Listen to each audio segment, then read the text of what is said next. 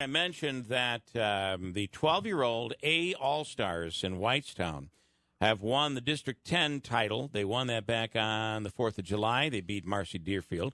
They then went on to beat Plattsburgh a couple of nights ago, 6-1 in Plattsburgh, which advances them now into the Little League World Series tournament that culminates in Williamsport, Pennsylvania. That's really, really big. And their coach is Garrett Zykowski. Do I say that properly? And Garrett is on the line right now. Good morning, Garrett. Thanks for coming on this morning. And congratulations on the success of your team this year. Oh, thank you, Bill. I'm glad you had us on. So tell me about your team. 12. These are 12-year-olds, right?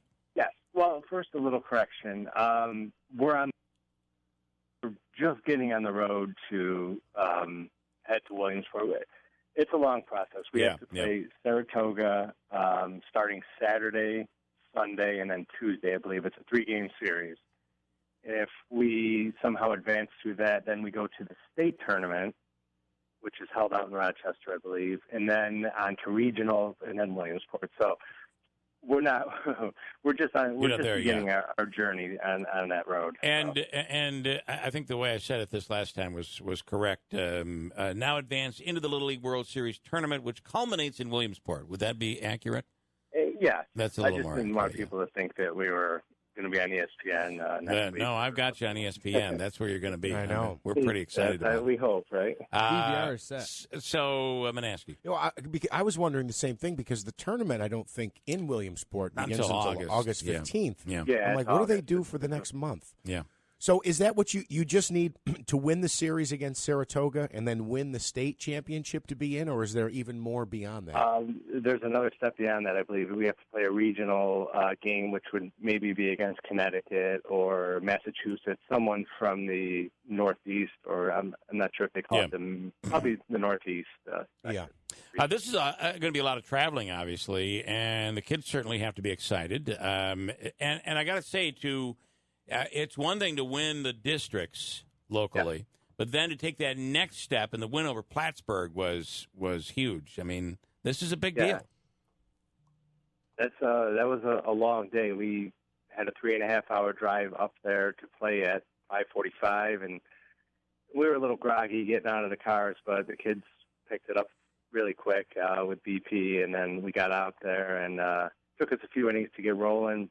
But luckily, our pitcher was on, and he had a couple dingers against Plattsburgh. And then, as the game went on, we knew that we were in a good position to win. Yeah.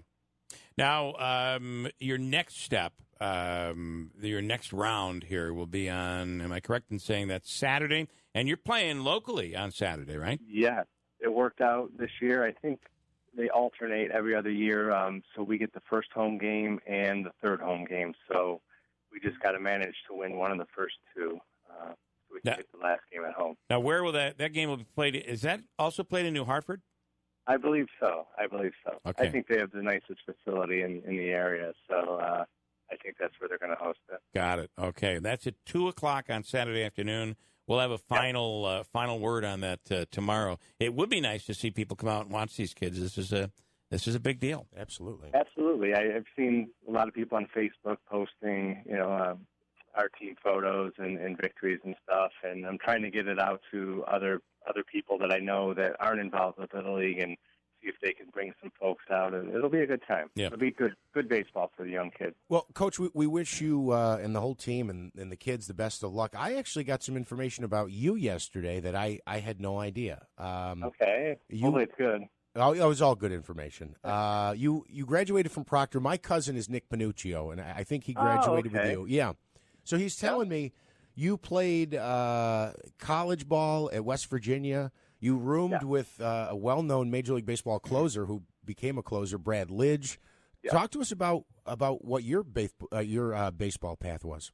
I started out, like you said, at Proctor, and it's kind of hard up here getting exposure. I had, a fairly good high school career, so I played at MV under Joe Malazzo for a few years.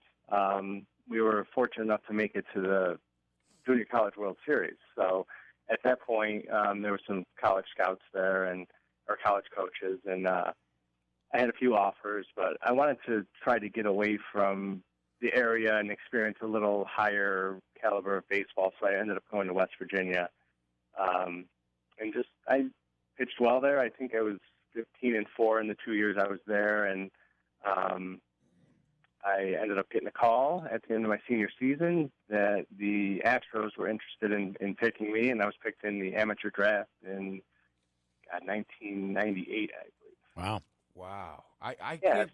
I couldn't believe that I didn't know that. Growing up playing baseball around here, that I wasn't more aware of that. It's going back a long ways, and, it's tough up here. You don't get the exposure and notoriety now that with social media and everything else. Most of the people know who the good baseball players are in the area. And Garrett, I got to tell you, it's hard. Baseball is tough here. And I go back to speaking with Ron Mosier from the OD on a regular basis in the springtime, and it's we didn't get many games in last week because it snowed. So we are impeded here. There's no doubt. So to be able to advance like you guys are currently is impressive, and congratulations on that. We want to follow you guys, and again, the game is on Saturday afternoon, and we believe that'll be played at New Hartford. Correct. All right. And I'll just note this as well. You were saluted by some folks that I talked to as well for being great with fundamentals, and from what I understand, in Whitestown, as the kids make their way up, it becomes less of a concern for the coaches at the higher levels because they've been properly instructed at such a young age. Yep, all the way through, no matter what level you're at in baseball, it's all about the fundamentals. So the sooner you pick up on those, the better you'll be in the long run. And how are you in terms of pitching? I know as you start getting into these tournaments, all of a sudden the gap between games becomes more narrow and more difficult with pitch count and everything else.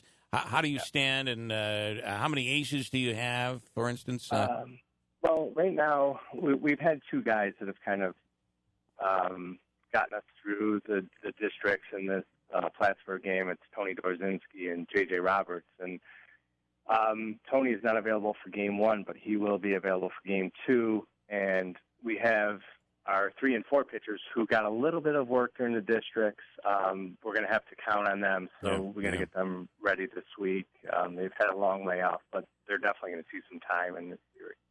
It's a whole different. Once you get to this level and you start getting into the tournaments, the strategies have to completely change because of your pitchers. It becomes a real problem for teams that aren't deep. Absolutely. That's if you play 3 games in 4 days, you're once you burn those first 2 pitchers, they're probably out for most of the rest of the series. Or you could do it like travel ball and just keep pitching the kids. Doesn't really matter.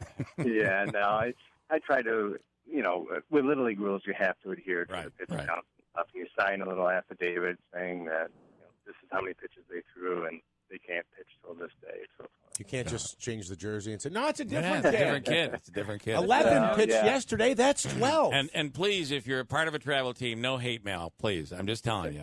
All I know is when my kid was traveling, it was, you didn't think about, you didn't really consider the arm. It was like, well, we need him.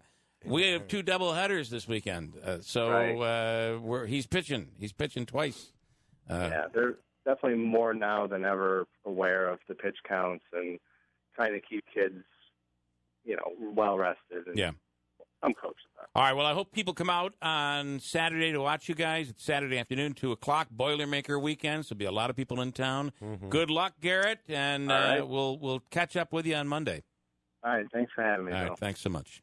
The Whitestown Little League is, and I just have to word it properly, is entering, not necessarily heading to Williamsport, although we think they are, heading into the Little League World Series tournament, which they have some levels they have to surpass in New York State before they move on to Williamsport. So this is almost like the road to the Final Four. It's the road. Yeah. You know how they say in the college basketball.